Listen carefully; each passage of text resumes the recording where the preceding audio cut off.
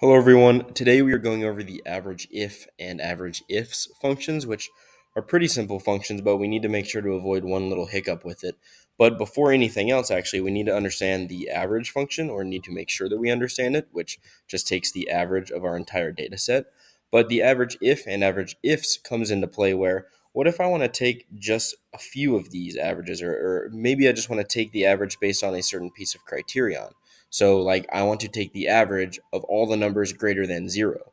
So that's exactly what the average if function would do. So we'd come in here and type in average if, go into our function arguments box up here, and see that there are only two arguments that we need to meet, these two in bold right here. So our data set, our entire thing, is our range. So we come in and type in A1 through A12 for range. And our criteria, like I was saying, was that I want to take the average of only the pieces of my data that are greater than zero.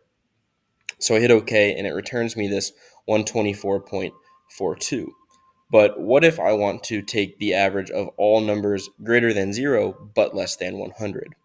So that's where you're just going to add an S onto this. So I'm going to type in average ifs with an S, and we're going to see that our average range is going to be this data set that we have here, A1 through A12, and our criteria range 1 is also A1 through A12 because, again, we're taking it from our entire data set, and this one is going to be greater than 0.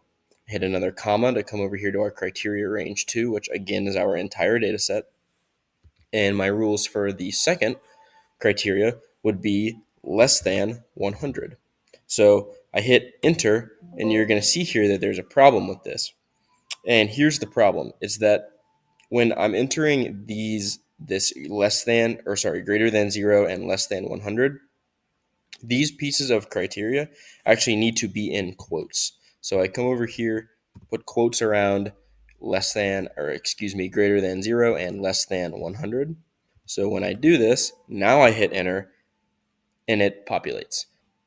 So as long as you avoid this hiccup, the average if and average ifs functions are pretty easy, pretty simple, and should yield you exactly what you want. It's pretty customizable. So thank you for watching. If you want any more Excel tips and tricks like this, I've got beginner, intermediate, and expert series that I would greatly appreciate if you checked out. But again, as always, thank you for watching.